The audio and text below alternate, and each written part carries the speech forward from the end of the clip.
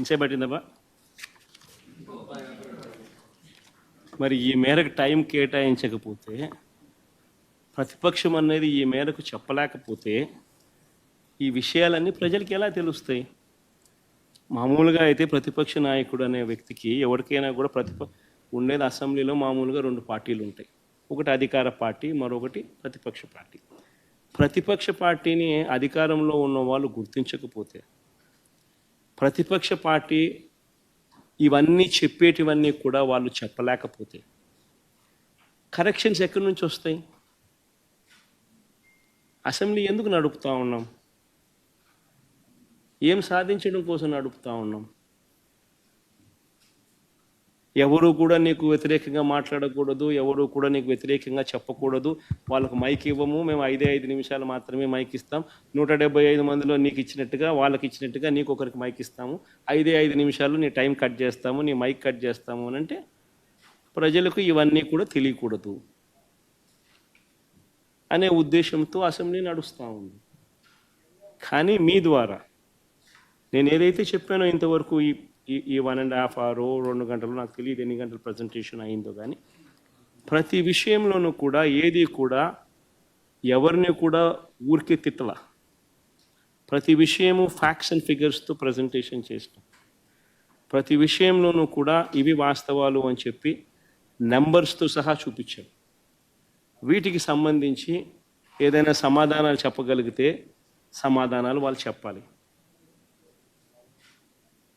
మీ ద్వారా కనీసం ప్రజలకన్నా ఈ మెసేజ్ పోయి ప్రజలందరికీ కూడా జరుగుతూ ఉన్న ఈ రాష్ట్ర పరిస్థితుల మీద ప్రజలందరికీ కూడా అవగాహన కలగాలి అని రాష్ట్ర బడ్జెట్ మీద, గవర్నర్ ప్రసంగం మీద ఒక ప్రతిపక్ష నాయకుడిగా, ఒక ప్రతిపక్ష పార్టీకి సంబంధించిన నాయకుడిగా ప్రతిపక్షం చేయాల్సిన పాత్ర అసెంబ్లీలో చేయలేని పరిస్థితుల మధ్య మీడియా ద్వారా ప్రజలకు కమ్యూనికేట్ చేసే కార్యక్రమం చేస్తూ ఉన్నాం. సార్, స్పీకర్ ఇప్పుడు ఈ అసెంబ్లీలో మీ అసెంబ్లీకి సంబంధించి కానీ బడ్జెట్కి సంబంధించి ప్రభుత్వం 9 నెలల పాలకు సంబంధించి అనేక వైఫల్యాల గురించి మీరు చెప్తా రావడం జరిగింది సార్ ఇప్పటివరకు. అయితే నిన్న వచ్చినటువంటి పట్టభద్రుల ఎమ్మెల్సీ ఎన్నికల ఫలితాల్లో టీడీపీ గెలిచింది కాబట్టి ప్రజలకు మా పైన ఇంకా నమ్మకం ఉంది, విశ్వాసం ఉంది, అందుకే ప్రజలు మాకు ఓటు వేసి గెలిపించారని సీఎం చంద్రబాబు చెప్తా ఉన్నారు. రమేష్, ఒకటి ఆశ్చర్యకరమైన కలిగించే విషయం ఎప్పుడని చెప్తాను. నేను ఎమ్మెల్సీ ఎన్నికల్లో రిగ్గింగ్ చేసేవాడిని ప్రపంచ చరిత్రలో నువ్వు ఎప్పుడైనా చూసినావా అని చెప్తాను. నేనైతే ప్రపంచ చరిత్రలో ఎమ్మెల్సీ ఎన్నికల్లో రిగ్గింగ్ చేసేవాడిని నా ప్రపంచ చరిత్రలో ఎవడు నేను చూడలా.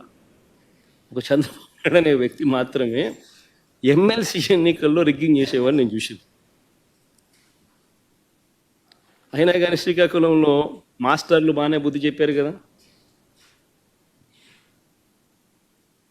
శ్రీకాకుళంలో మాస్టర్లు, గవర్నమెంట్ టీచర్లు, ప్రైవేట్ టీచర్లు అందరూ కూడా బాగానే బుద్ధి చెప్పారు కదా, గట్టిగా అర్థమయ్యేట్టుగా చెప్పారు కదా. ఎందుకనంటే అక్కడ రిగ్గింగ్ చేయడం కష్టం.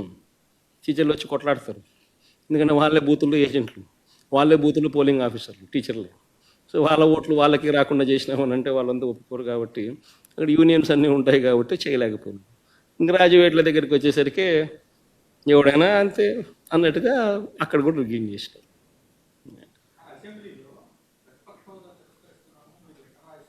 ఎన్న సార్, అసెంబ్లీలో స్పీకర్ గారు ఈరోజు హౌస్లో కామెంట్ చేశారు, మీరు దేవుడు గారు లేదు పూజారిని వచ్చి అడుగుతున్నారని చెప్పి.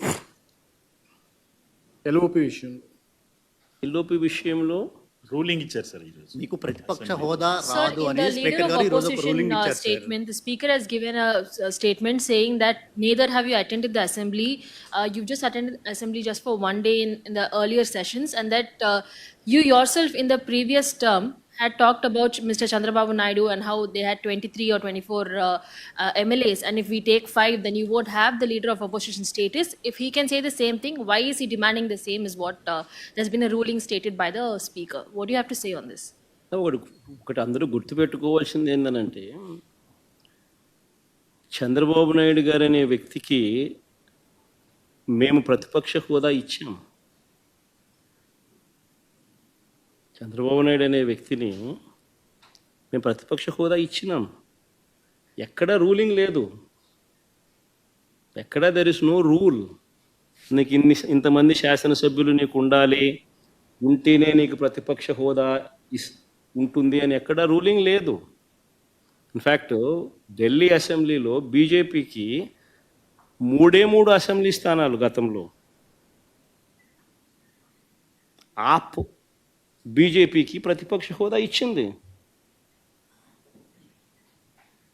మరి 79 స్థానాల బీజేపీ అక్కడ ఉన్న టోటల్ స్థానాలు ఢిల్లీలో 80 స్థానాలకు 77 స్థానాలు ఆప్ వచ్చి సంథింగ్ లైక్ దట్. బీజేపీకి 3 స్థానాలు ఉన్న ప్రతిపక్ష హోదా ఇచ్చినారు. సిమిలర్లీ మేము కూడా తెలుగుదేశం పార్టీకి కూడా 5 మంది శాసనసభ్యులు తెలుగుదేశం పార్టీ నుంచి పక్కన కూర్చుంటామన్నారు. మా వాళ్ళు అయితే ఇంకా లాగేసినామనంటే ఇంకా 10 మంది లాగుతామన్నారు. వద్దు లాగాకండి అని నేనే చెప్పాను. కానీ ప్రతిపక్ష హోదా నేనే ఇచ్చి ఇదే చంద్రబాబు నాయుడు చెప్పినా, నువ్వు మాట్లాడు స్వామి, ఎంతసేపు మాట్లాడతావు నువ్వు మాట్లాడు, నేను వింటాను, నేను విని నీకు సమాధానం చెప్తాను, నువ్వు మాట్లాడాలనేదే నా కోరిక, నువ్వేం అడుగుతావు అడుగు స్వామి అని చెప్పి నేను చెప్పిన అసెంబ్లీలో. కావాలంటే నా స్పీచ్ లేనండి అసెంబ్లీలో నేను అన్న మాటలు. ఆయనకు నాకు మధ్య తేడా అది.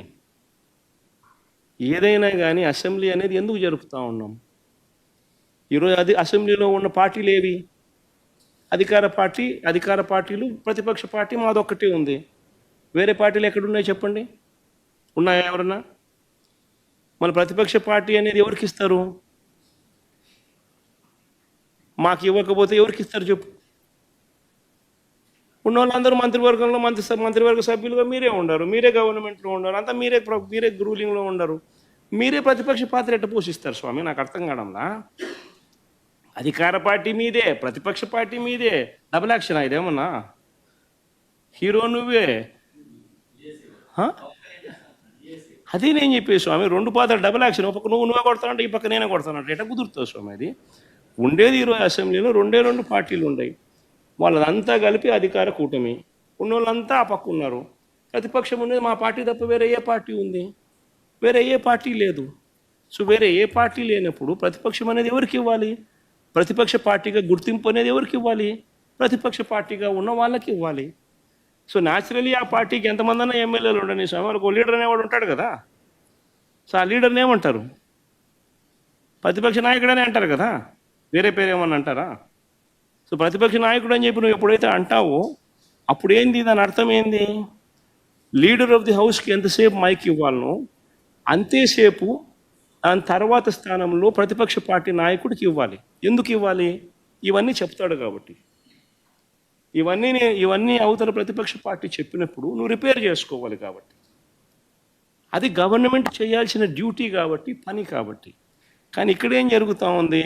నేను చెప్పనివ్వను, నేను ఎవరి స్వరము విననివ్వను, నీకు 5 నిమిషాల కన్నా ఎక్కువ మైక్ ఇవ్వను అని నువ్వే డిక్టములు పాస్ చేస్తూ ఉంటే ఏ రకంగా అసెంబ్లీలో ప్రతిపక్షం అన్నది మాట్లాడగలుగుతుంది, స్వరం ఇవ్వగలుగుతుంది? ఇప్పుడు మీరే అన్నారు 1.5 2 గంటలు పట్టింది సార్ అని.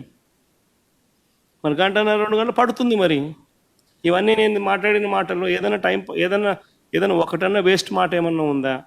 బడ్జెట్కి సంబంధించిన డాక్యుమెంట్సే చూపించినాను, బడ్జెట్కి సంబంధించిన అంశాలే ప్రస్తావించినాను. మరి టైం పడుతుంది. మరి ఇంక పట్టుకోకుండా ఎట్లుంటుంది చెప్పు? మరి వినాలా? అవతలోనికి మైక్ ఇస్తేనే కదా నువ్వు అవతలోడు చెప్పగలుగుతాడు. సార్ మీకు ప్రతిపక్ష హోదా అంశానికి సంబంధించి పవన్ కళ్యాణ్ గారు ఒక కామెంట్ చేశారు. వైఎస్ఆర్ కాంగ్రెస్ పార్టీకి వచ్చినటువంటి ఓట్ల శాతాన్ని, సీట్ల శాతాన్ని బట్టి చూస్తే జర్మనీలో అయితేనే వస్తుంది, ఇక్కడ రాదు, ఇక్కడ 5 ఏళ్ళు రావడం కష్టం అని ఒక విమర్శ చేశారు సార్. ఆ మనిషి కార్పొరేటర్కి ఎక్కువ, ఎమ్మెల్యేకి తక్కువ. జీవితకాలంలో ఇప్పుడు ఎమ్మెల్యే ఒకసారి అయినాడయ్యా.